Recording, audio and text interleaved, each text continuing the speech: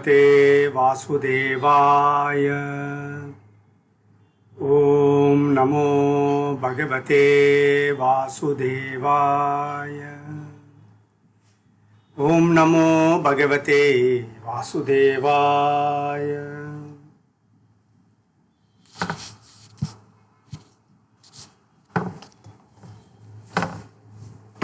Yesterday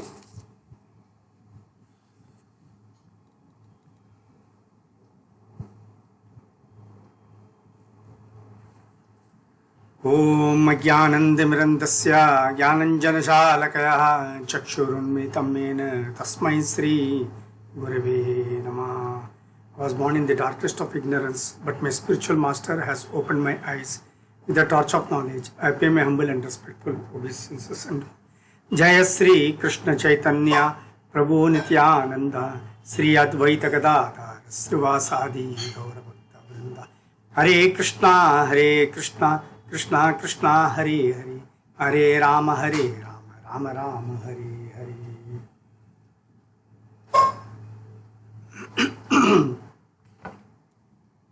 So we are in the second chapter of the second canto of Srimad Bhagavatam.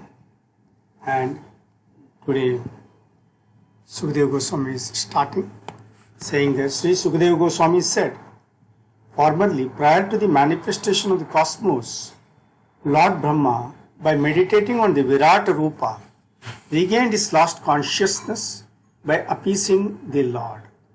Thus he was able to rebuild the creation as it was before. So yesterday also when we were talking, the first chapter was also dedicated to a large extent on the Virat Rupa of the Lord, where to explain on the necessity to meditate on the Virat Rupa, especially for the materialistic people.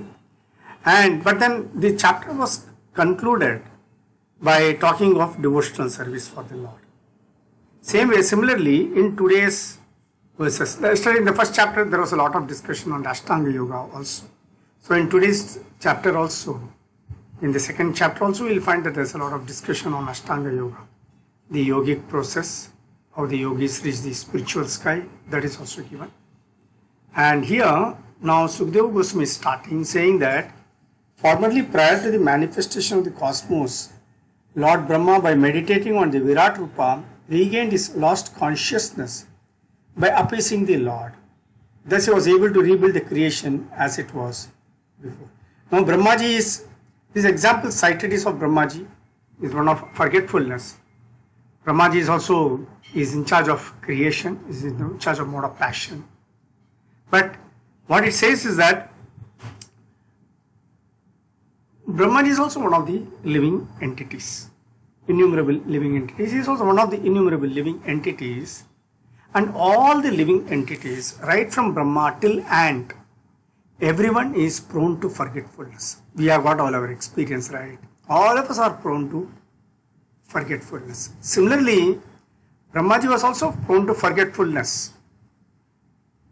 But he overcame that forgetfulness simply by meditating on the Lord. So we all have forgotten our original consciousness, and we can revive our original consciousness and situate ourselves in the service of the Lord, because that is our original position actually, is it not? So here it says Brahmaji had forgotten prior to manifestation. Brahmaji, by meditating on the Virat Rupa of the Lord, regained his lost consciousness by appeasing the Lord, by doing devotional service for the Lord, by meditating upon the Lord. He really overcame his forgetfulness. Now this is something which you all can understand. We also have got a relationship with the Lord. We are also doing a lot of the Lord. As far as the Lord is concerned and the services are concerned for the Lord, that is innumerable. Limitless services that we can do. Simply by doing different services to the Lord, what we can do is, we can station ourselves in a position where we establish a relationship with the Lord and keep doing devotional service for the Lord. That is possible actually. So same way Brahmaji did that, and because of his meditation, again he could understand his true purpose of creation. Basically, creation is such a beautiful thing. Whatever Brahmaji has done in this world, in this universe, everything is so beautifully, he has created everything, is it not? So everything has been possible only by the blessings of the Supreme Lord for Brahma. So that's it. And he says that now Sukadeva Goswami is talking about the Vedic injunctions also. And he says that the way of presentation of the Vedic sounds is so bewildering that it directs the intelligence of the people to meaningless things like the heavenly kingdoms. The conditioned souls hover in dreams of such heavenly illusory pleasures, but actually they do not relish any tangible happiness in such places. Now here, Sukadeva Goswami is indirectly hinting to Parikshit Maharaj that don't get influenced by the Vedic hymns and Vedic chanting and think of going to the heavenly planets, because all the plans going to heavenly planets for better enjoyment and all, that should not be your objective actually. He is giving an indirect hint to you, because you see, as human beings, or rather as living entities, we are all prone to enjoyment. We all want to enjoy our life to the hilt. Is it not? So wherever there is some enjoyment we are going to get, some pleasure we are going to get, it is our natural tendency to go towards that and enjoy or to partake in that pleasure. It is natural for all of us, because it is natural for the soul to be happy. That is the original position of the soul, to be happy. So if the soul's position is to be happy, it always sees where it can get happiness. And from Vedas we can understand that higher planets have got better standards and there are always much better ways of enjoying life. Don't we hear from people saying America has got a better standard of living than here in India? So that we should go to America, there you can enjoy, have a best life. Going to Gulf countries, people go to Gulf countries because once gone to Gulf countries they don't want to come back, because they see that life is much better there than in India. Go to America, Europe, they don't want to come back because they find that that place is much better than India. So there is a natural tendency to enjoy, to adopt to better standards of living. Similarly, from scriptures, Vedas, we can understand higher planets have got better living standards than this universe, than this world. So, and there are also methods given how to go to the higher planets. But even in that higher planet, is the stay permanent? The stay is not permanent. Once the all the good, the benefits of all the good karmas are over, again we have to come back to this world. So here Sukadeva Goswami is indirectly telling Parikshit Maharaj, don't get attracted by the Vedic sounds and Vedic hymns which are talking of going to higher planets. Not of the entire thing. Vedas also talk of going back to the Supreme Lord. Ultimately that also talks. That is different. But he is talking of the part of those Vedas which are talking of going to the higher planetary systems. That he is cautioning him and say that they are all again illusory pleasures only. They are not permanent pleasures. They are all illusory, temporary pleasures again you will get. So, and in the third verse he is saying, for this reason, the enlightened persons should endeavor only for the minimum necessities of life while in the world of names. He should be intelligently fixed and never endeavor for unwanted things, being competent to perceive practically that all such endeavors are merely hard labor for nothing. So here he is explaining again about 1 minute.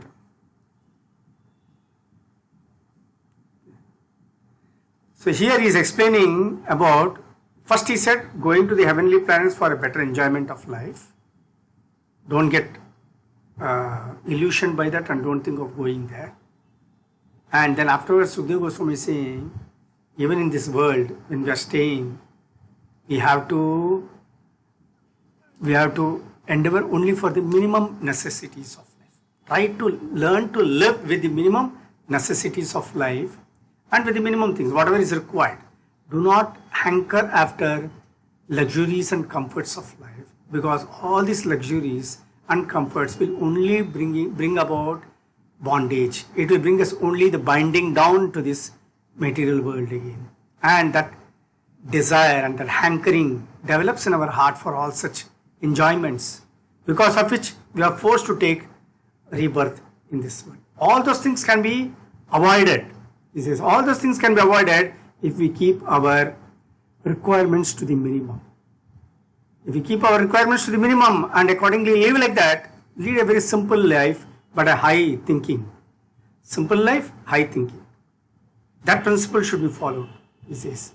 If you follow that principle, then what will happen is that our requirements will not be much. So we don't run after the comforts and the luxuries of life, knowing very well that these are all bindings for us.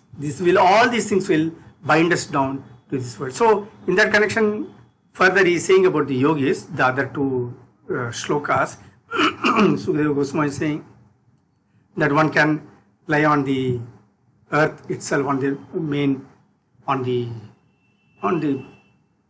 call it? You can lie down on the ground itself. To start with, I mean, it's simply he's giving certain examples what can be done. But although nowadays everybody is used to lying down on cots and ACs, everything is required. Without AC, one cannot sleep. All these things are there. But Goswami is saying that, Sukadeva Goswami is saying that basic things, keep life to the basic things. Ultimately, whether you are going to sleep in an AC room or on a ground, once you start sleeping, both of you forget everything. Once a person goes to sleep, he is just a log of wood at that time. He doesn't realize whether he is sleeping in an AC room or he is sleeping on the ground. Both of them forget everything, or everything around is forgotten, is it not? They don't even know who is there next to them lying down or sleeping. Even if a dog comes and sleeps next to them, they would not know that a dog is lying next to them. So he said, keep the requirements to the very simple things. That will make it easy for us from attachment and everything. That attachment we will not be developing that much. He says that, and he is also saying that. One more thing he is saying. Then after saying this, he is saying that, thus being fixed, one must render service unto the super soul situated in one's heart by his omnipotency, because he is the Almighty Personality of Godhead, eternal and unlimited, is the ultimate goal of life, and by worshipping him, one can end the cause of the conditioned state of existence. Now this is very nicely explained by Prabhupada also here in this particular verse. He says, thus being fixed, so by keeping all our requirements to the minimum, he says, one must render service unto the super soul situated in one's own heart by his omnipotency. Because he is the Almighty Personality of Godhead, eternal and unlimited, he is the ultimate goal of life. And by worshipping him, one can end the cause of the conditioned state of existence. Now, Krishna is present everywhere. He is present also. You don't have to really search out for Krishna to go here, there and all those things. Krishna is present even in our heart. As a Paramatma also, he is sitting there. So, just because he is sitting in our heart as Paramatma, you don't have to search out for him. That doesn't mean that we don't go to the temples or mosques or churches. It doesn't mean that. God is also present in all the temples and mosques and churches, because he is omnipresent. He is there everywhere. So if he is there everywhere, then even in the churches and everywhere, he is there. And what we need to understand is that we have to, what he says, one must render service unto the super soul situation. Render service. We have seen, to do service is our constitutional position. We are always keep doing seva for somebody or the other. Out of illusion in this world, we try to serve ourselves and our extended bodies. That's what we try to serve our own body. We try to serve our family members, children, everybody we try to serve. That is the nature. Because we are all illusion, we feel that is what we have to do. But actually, This is we are doing because we have forgotten our original position. Our original position is of serving the Supreme Lord. But once we realize this, that Krishna is the ultimate goal of life, once we understand it, then what happens is we will start worshipping Him properly. But then that is necessary for us to know that He is the Supreme Lord. What is happening is here, we are all detached from the Supreme Lord. Now just like for example, a child is there lying on the lap of the mother. When the child is lying on the lap of the mother, for the child, the mother is the whole world. The child only thinks of mother. The child only looks at the face of the mother. It keeps on looking at the face of the mother and it's so happy. Is it not? When the child is lying on the lap, the baby. Mother is also very happy towards the child. The mother is also giving all attention to the child, all love and care for the child.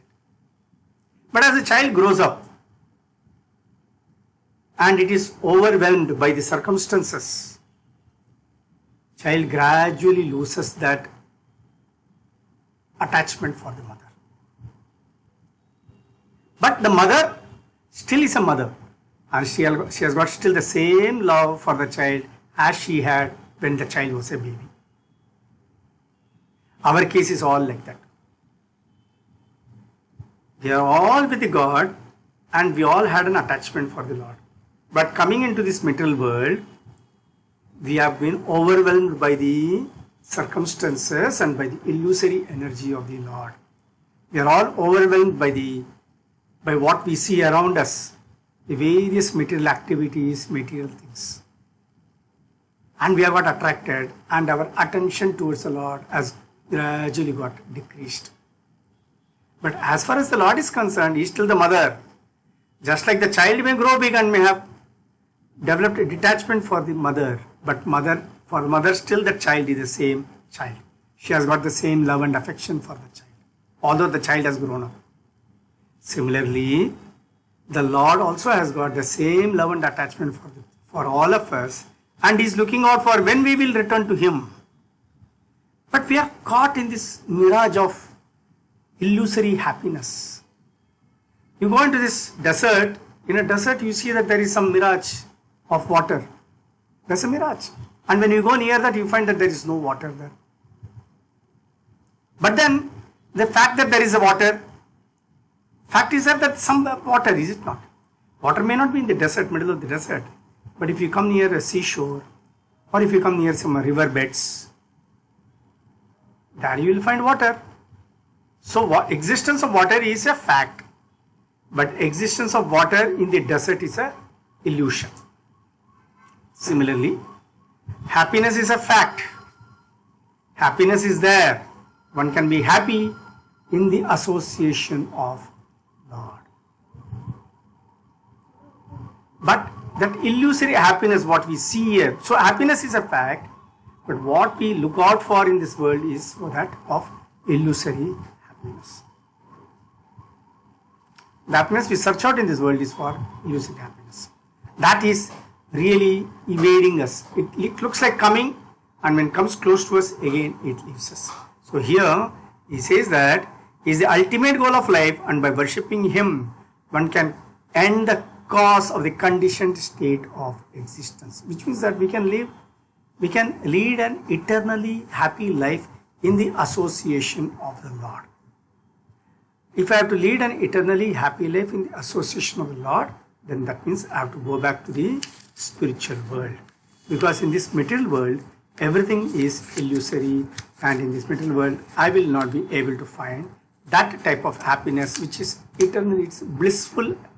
It is a bliss which is which is not possible in this material world unless and until I become totally a Paramahamsa and stay totally dedicated and devoted in the service of the Lord.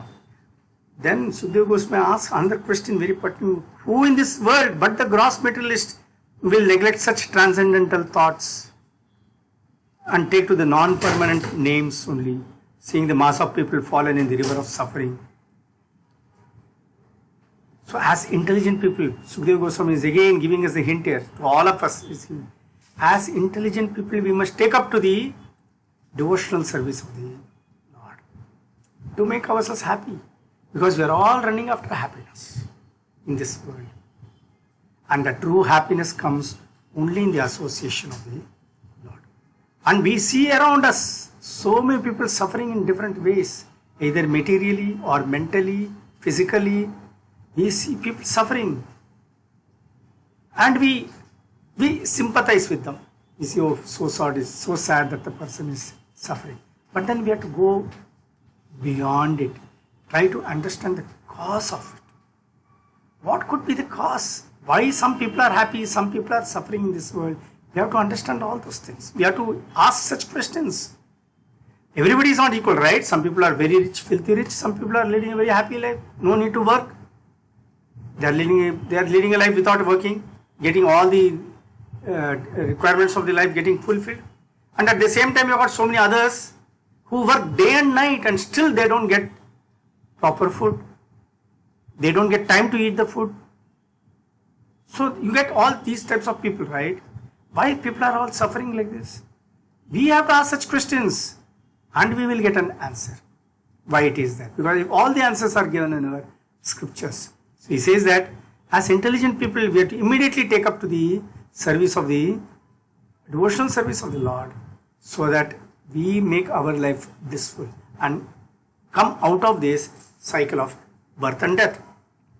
Then he's saying, others conceive, now he's talking of the yogis, he's getting into the yogis, we have to, now this becomes from here some important one.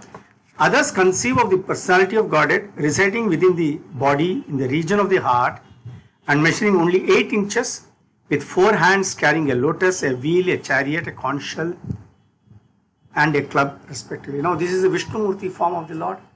What we have heard is giving a beautiful description of the Lord. And now Sukadeva Goswami is also teaching us how to meditate on the Lord. He is explaining to Parikshit Maharaj here. He says that others conceive of the personality of Godhead residing within the body in the region of the heart. Krishna also says in Bhagavad Gita, it's not, what is it? In the, I think it is, Deshu Sannivishtaha Bodhe, no. Anyway, I'm not, this is coming in the chapter where he is saying that I am residing in the heart and from me comes the remembrance and forgetfulness and the knowledge, he says. Deshu Sannivishtaha.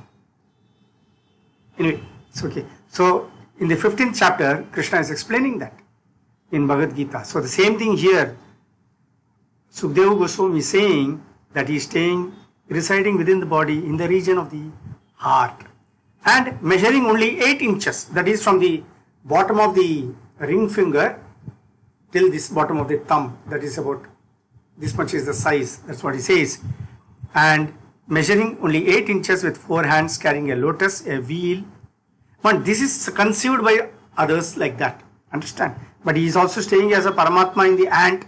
So the ant is not 8 inches, ant is just so small, is it not? So that is a different calculation. But here in our this thing, it is being given like this with 4 hands. So now the description of the Lord is given, how he is there and how to meditate upon this Lord. So he says he is carrying, he has got 4 hands. In one hand he is carrying a lotus and in the other carries a wheel. Then the third hand he is carrying a conch shell and in the fourth he is carrying a club. And every item what he is carrying, that has got a purpose why he is carrying. This is one of the Vaikuntha Loka, one of the Vishnumurti forms. Like that there are 24 Pradhana forms there of the Lord. And there are 24 different Vaikuntha Lokas they are there. And there are innumerable Vaikuntha Lokas. We are told that there are many more Vaikuntha Lokas where in the spiritual sky and in all those Vaikuntha Lokas the Lord is a personality of God that is personally present also is there along with his associates is there. And he says, how do we meditate upon this Lord? He says, this is the form on which one has to meditate. And he is giving the explanation saying, his mouth expresses his happiness.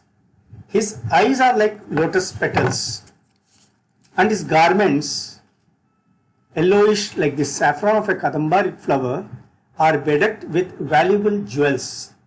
His ornaments are all made of gold, set with jewels, and he wears a glowing headdress and earrings. His lotus feet placed on the whorls of the lotus-like hearts of great mystics. On his chest is the Kaustuba jewel, engraved with a beautiful calf. So Krishna is always keeping the calf also close by. With Kaustuba jewel on his chest, with a beautiful calf, and there are other jewels on his shoulders. His complete torso is garlanded with fresh flowers. Now we have to understand none of them are material. Huh? Everything there is, all the decorations on the transcendental body of the God are identical with the body of the Lord. We have to understand that they are not material in nature. They are not, nothing is material, but everything is spiritual, what the Lord is having. He is well decorated with an ornamental wreath about his waist and rings studded with valuable jewels on his fingers.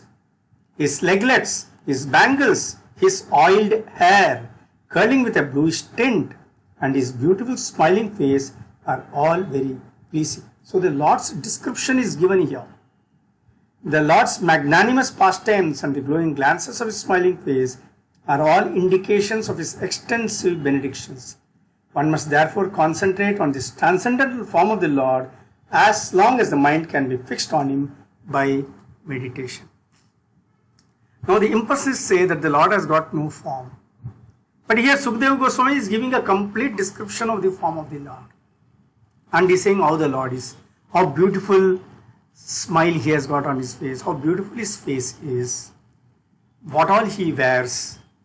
He has got the Kaustuba jewel on his chest. He has got four arms he has got. He is explaining, describing Vishnu's forms. So many things have been given description. So in spite of that, some people believe that the Lord has got no form. Unfortunate. That's how we'll have to look at it like that. Because somebody has got a form and still you say that he doesn't have a form.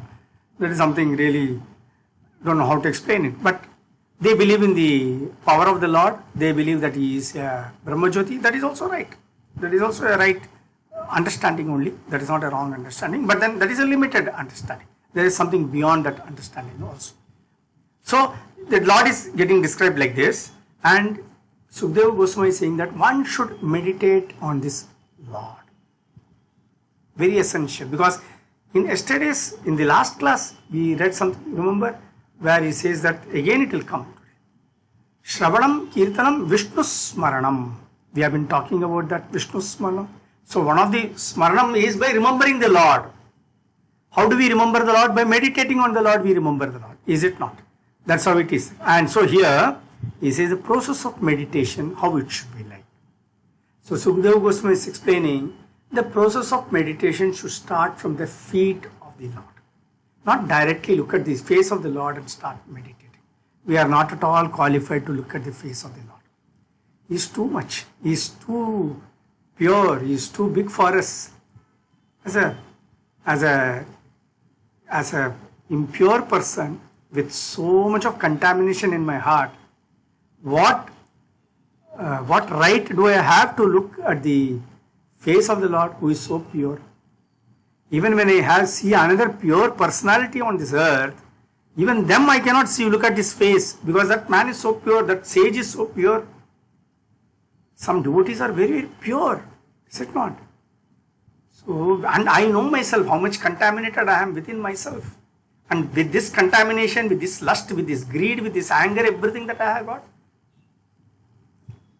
I still have a audacity to look at the face of the Lord. I don't have the competence, I don't have the qualification to look at the face of the Lord. So better meditating on the feet of the Lord. So I start meditating on the feet of the Lord. Then after meditating on the feet of the Lord, gradually I go to his, the heels, then ankles, then the shank, then what is it called? This is the ankle, I think, I don't know what this is called. Yeah, on his, then I start, then I look upon then the calves, then I go to the thighs. In this way, higher and higher I go, till the time I reach up. But as long as I have got lusty desires, Prabhupada is saying, better to stick to the feet of the Lord only. simply look at the feet of the Lord and pray to the Lord for us to overcome all these lusty desires, to overcome the greed, anger, everything. Because much of the blessings lies in the feet of the Lord. Much of the mercy is lying in the feet of the Lord. Everything is there on the feet of the Lord for me to purify myself. So better that I focus on the feet of the Lord and understand my insignificant position before the Lord and simply pray at the lotus feet of the Lord.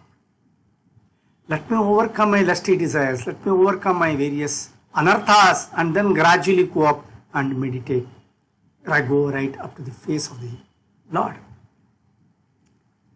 It says, unless the gross materialist develops a sense of loving service unto the Supreme Lord, he should remember or meditate upon the universal form of the Lord at the end of his prescribed duties. This is for the gross materialists what is being taught, where you have to understand the gross materialists, for them to accept the form of the Lord and all is very difficult. But then they know about the Virat Rupa of the Lord. So that's why they say the worship, you pray to the Virat Rupa form of the Lord, worship at his feet. That's what is being said.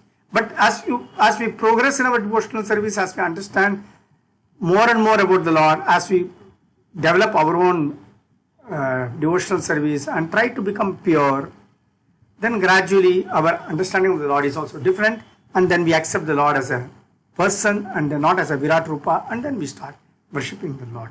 Then he says next, O King, now he is talking about the yogis, he is talking about, and he is talking of yogis, how they leave the world. That is explained, and how they reach the spiritual kingdom. Now here he says, whenever a yogi desires to leave the planet of human beings, you should not be perplexed about the proper time or place, but should comfortably sit without being disturbed. And regulating the life air should control the senses by the mind. Now here in Bhagavad Gita also, the chapter,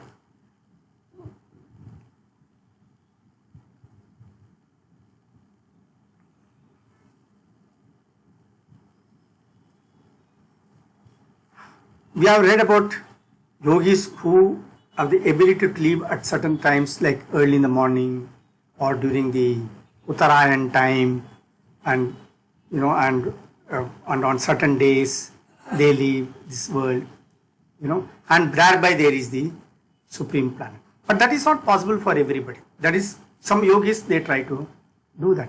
But similarly, in the 8th chapter, if you go, of Bhagavad Gita, Krishna also explains that those who are his devotees, what happens is, clear said that the person who is totally engaged in the transcendental loving service of the Lord and who constantly remembers it at every step, automatically he gets the personal association of the Lord in the supreme abode. So Bhagavad Gita has also explained that. So that is for the devotees who are able to remember the Lord. Now the yogis, what they do, they get into this Ashtanga Yoga system. That's also a method prescribed in the Vedas, not that it is something different. That in fact, Sukadeva Goswami will tell Parikshit Maharaj, what I am telling you is all given in the Vedas only. So this also method has been given in the Vedas. So he says that, yes, the yogis, they try to sit in, the yogis should not get confused about many things. Actually, the yogis can sit in a particular place and they should be able to control their mind. And what they do is, you should not be perplexed about the proper time or place, but should comfortably sit without being disturbed. And regulating the life air should control the senses by the mind. So in the previous class, in the first canto, first chapter when we read, there also about this Ashtanga Yoga was being explained. How one has to sit in a place, then control the breathing. From the breathing exercise, slowly control the mind. From controlling the mind, how to control the senses. All those things are. So here again, the same thing is being explained here. One should control the mind, then up through the breathing exercises, pranayama. Then after, by controlling the mind, then gradually the entire senses are all controlled. Then after senses are controlled, then afterwards what happens? He merges everything into one, and then he ceases all the material activities. He does that. Then he says that the, what do you call that? 1 minute, I'll do that. Yeah, see the air, what is there inside, that is brought to the position of navel. From the navel it is brought to the heart, from the heart to the chest, and from chest it is taken up just below our tongue, the palate, there it is taken, and from there between the eyebrows is taken, and after going up to the eyebrows the air is controlled. Slowly the prana is brought till there, and that completely control the air. After controlling through the cerebral hole, it goes to the spiritual world, and there he goes to the spiritual sky. Now this is a system mentioned in the Vedas. This is the yogis doing it, and this is also a method adopted. But now, how many people will be able to do this? And it looks really quite complicated method of doing it. Are we all capable of practicing it? And first of all, you have to practice it, right? And for practicing it, it takes a long time. And after practicing, only one becomes perfect to do all these things. So it for us in Kali Yuga now, this looks like a very much of an impractical method for us now. So if this is an impractical method as of now, then what has to be done if that is the case? So in that context only, Sukadeva Goswami is talking of the other things. He is saying that, he is coming to this verse where he is telling here, the devotee thus surpassing the gross and the subtle forms of coverings enters the plane of egoism. I am just continuing that last part of this yogic process, and in that status he merges the material modes of nature in this point of neutralization and thus reaches egoism in goodness. After this, all egoism is merged in the Mahat Tattva, and he comes to the point of pure self-realization. Now this is what is being explained here is something given in the Vedas. This is also one of the methods prescribed. He says, then they say only the purified soul can attain the perfection of association with the personality of Godhead in complete bliss and satisfaction in his constitutional state. Whoever is able to renovate such devotional perfection is never again attracted by this material world, and he never returns. Now you see, there are two versions given, two methods of reaching the spiritual sky. One, either a direct method of doing devotional service for the Lord, or another is a method whereby one gradually goes from planet to planet, just like climbing the stairs and reaching the spiritual sky. Here what happens is, in this yogic process, before he reaches the spiritual sky, he goes through the different planets also, and through one planet he surpasses it and he clears it, and he goes right up to Satyaloka, and from Satyaloka this yogi finally goes to the spiritual sky. So his process, the yogic process, what is being followed, what is being explained here in the Vedas, is a authoritative method, is a approved method also, but then that is a long method to follow. But then there is a shortcut method also followed. That's a direct method which is easily adaptable for all of us. That can be adopted by all of us very easily. And now Sukadeva Goswami is coming to that easier adoptable method he is going to tell us now. And he says here now,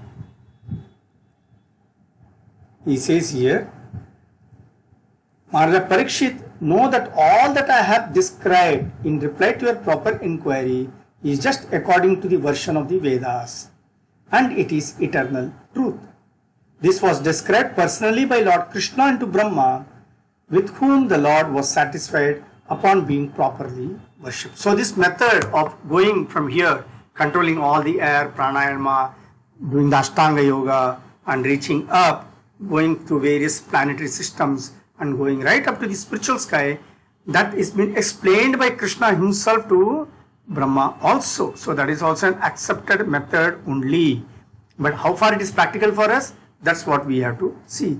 And so He says that, and then he comes to the, says that when it was told, for those who are wandering in the material universe, there is no more auspicious means of deliverance than what is aimed at in the direct devotional service of Krishna. Ultimately, everyone has to go back to Krishna. Either one can adopt the indirect method or one can adopt the direct method and go back. So when all these things was told to Brahma, what did Brahma do? Brahma studied the Vedas again. Brahma studied the Vedas 3 times to make sure that his understanding is correct. That what Krishna has explained to him, that must be correct. But have I understood it correctly? So he wanted to read. He read it. So he says that the great personality of Brahma, with great attention and concentration of the mind, studied the Vedas 3 times. And after scrutinizingly examining them, he ascertained that attraction for the Supreme Personality of Godhead, Sri Krishna, is the highest perfection of religion. So Brahma studied both the methods. He studied the Ashtanga Yoga system, the yogic system given by Krishna, as well as the other direct method given by Krishna. Simply become the devotee of the Lord. Simply serve the Lord. Become a simple devotee of the Lord, that is enough. So that method also Brahma studied and found out that this simple, becoming a simple devotee of the Lord, pure devotee of the Lord, that is the best method to follow. He ascertained that attraction for the personality of Godhead, Sri Krishna, is the highest perfection of religion. We don't have to get attracted to many other things. Simply get attracted to the lotus feet of Krishna. That is enough. And that is the highest perfection of religion. Our goal of life. First canto, we have to go back to first canto, first chapter, where the duty or the objective of life of a human being is explained. What is the purpose of life? Purpose of life is to simply develop that loving attachment for Krishna. That is the only purpose of human beings. Purpose of life for human beings is to develop that unflinching faith and devotion for Krishna. Our duty is to simply keep doing devotional service for Krishna. That is our duty. That is the purpose of life. So if that is the purpose of life and that's what we have to do, here Brahmaji is explaining further. This is the thing, and that is the easiest and the simplest thing to do. No complications. But unfortunately, whatever is simple and whatever is easy, people don't have a value attached to it. People can't see a value in that. So people tend to take up to difficult ways of worshipping the God. So it does like that. And then he says the personality of Godhead, Lord Krishna, is in every living being along with the individual soul. Krishna again explains this in Bhagavad Gita, is it not? He said, I am inside sitting as a Paramatma with every, along with the individuals. In the Kshetrajna chapter, you remember the 15th chapter, he says that, is it not? That I am sitting inside everyone as a Paramatma, he says that. And this fact is perceived and hypothesized in our acts of seeing and taking help from the intelligence. And the next verse, Krishna is telling again, but Sukadeva Goswami is saying, this is again another important verse of this chapter.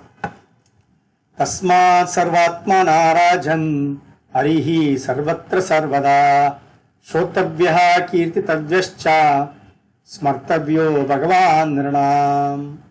I like this verse really. I tell this verse many times and I will just repeat it.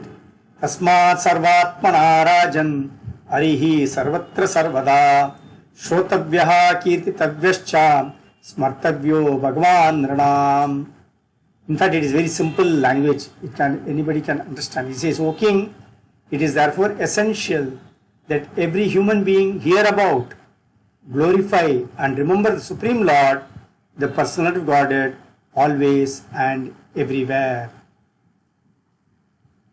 O King, it is therefore essential that every human being hear about, Shotavyaha, glorify, Kirtitavyascha, and remember, Smartavyaha, the Supreme Lord.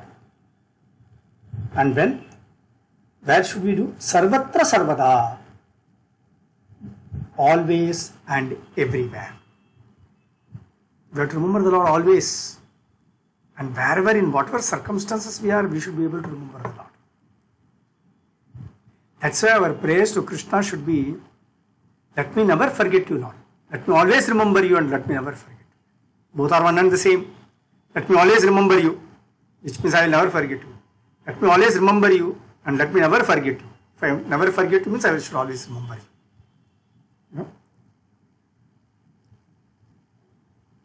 So Sarvatra Sarvada, everywhere, always, and everywhere I should hear. Shrotavya kirtitavyasya smartavyo bhagavan nirnam. Nirnam means keep. I must always remember you. I must never forget you, Lord. That is the highest level of worship for the Supreme Lord. So, Sukadeva Goswami explained what the yogis do, how they reach the spiritual sky, what all difficult processes they followed. He explained that now. But in the conclusion, he is coming to this point saying that simplest method, remember the Lord, that is enough. This is important for us to know. He explains that, So he says, therefore, O king, essential that, see, Sukadeva Goswami is giving in bits and pieces now.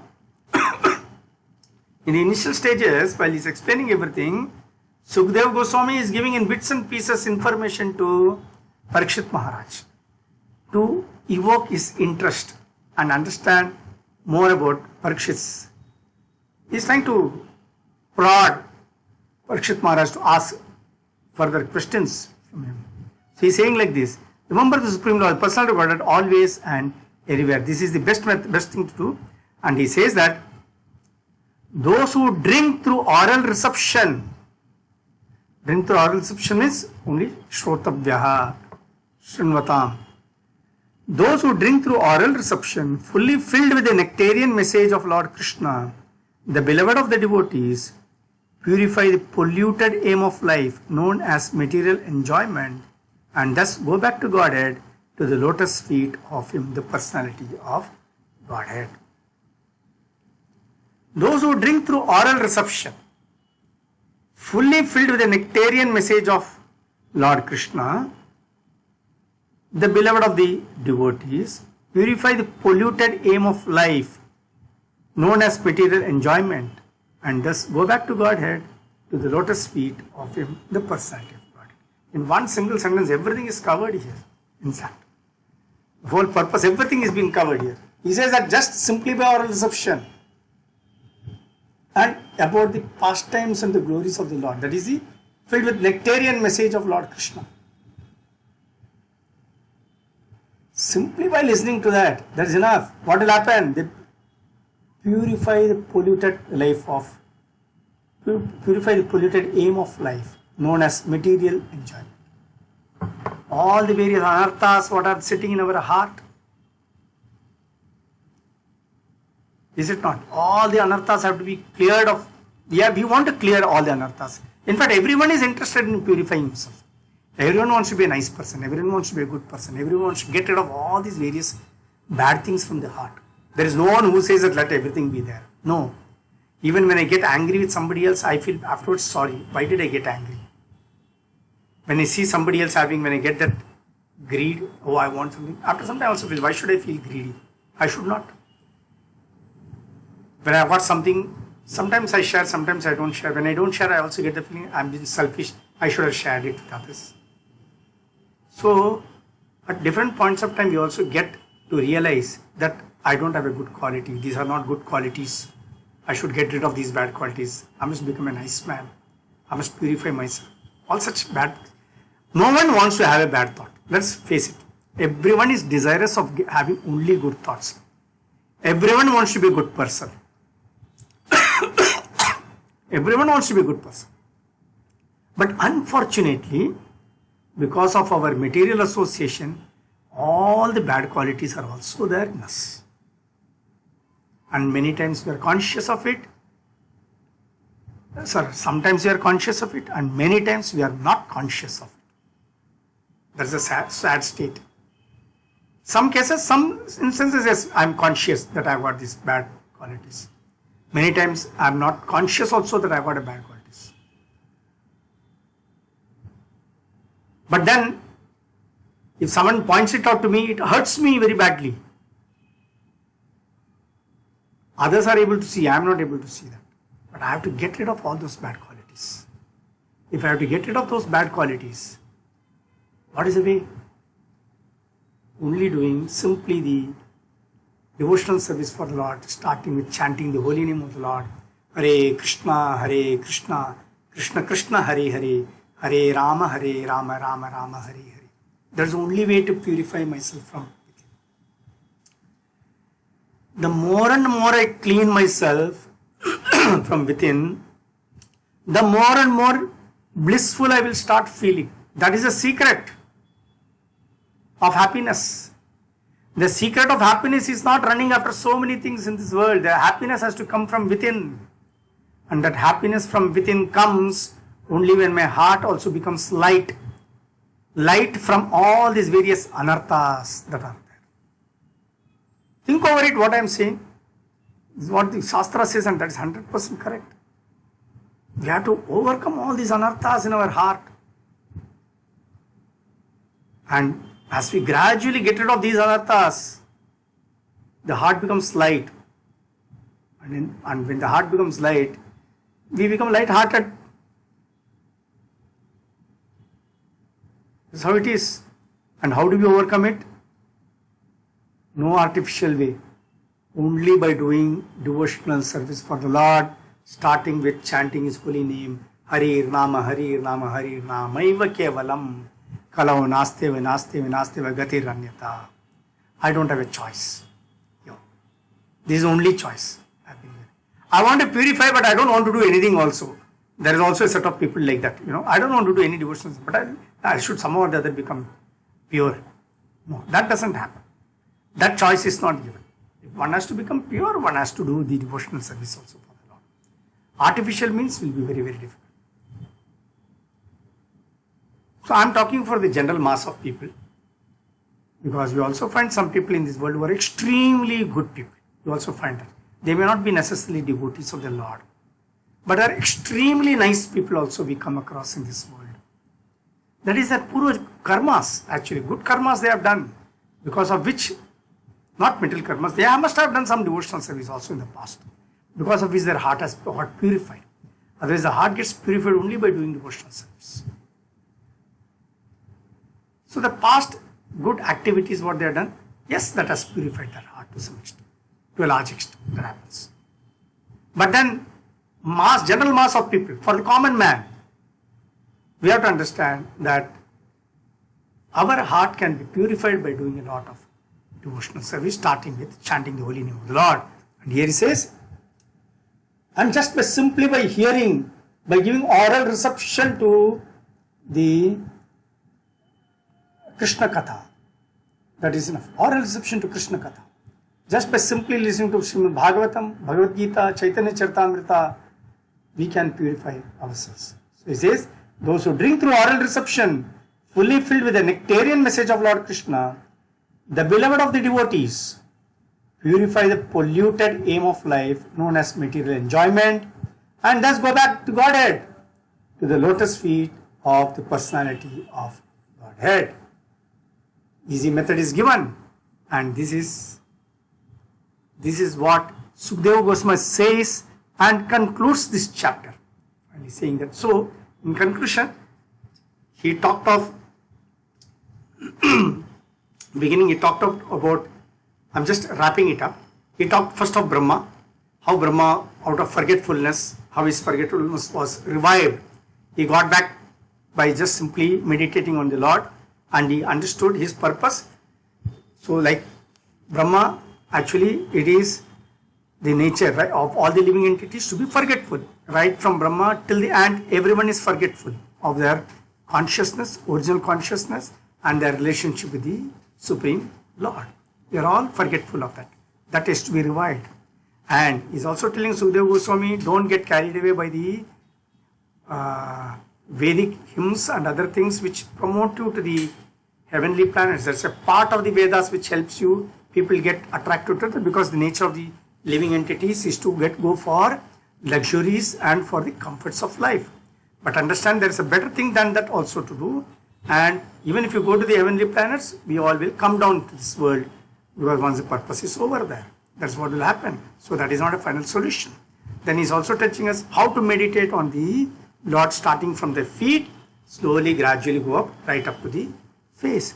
Then he's talking of the yogis who have got a way of going back to the spiritual sky. Ashtanga yoga process they follow, and they do that. They control that.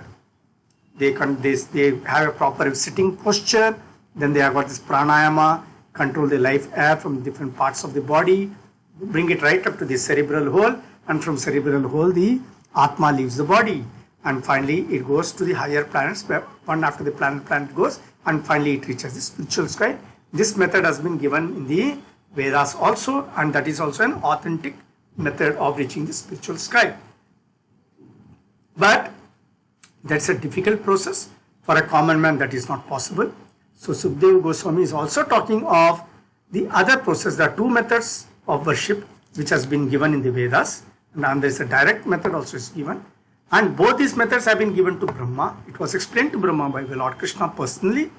Brahma studied the Vedas 3 times to understand both the methods perfectly and concluded that the direct method is the easiest and the best method to follow. And what he did, he followed that method and he gives us this. And that's how Sukadeva Goswami is saying that particular important verse, saying that, therefore, O Rajan, it is very essential to always chant the names of the Lord, to glorify the Lord, and remember the Lord always and everywhere.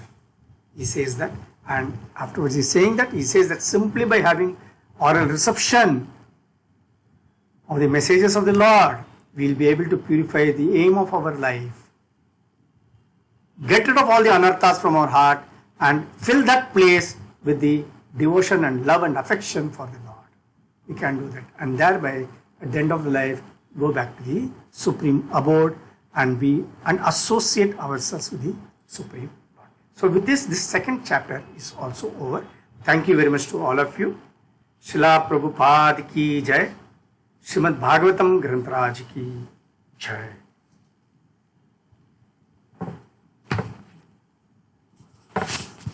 Hare Krishna. Hare Krishna.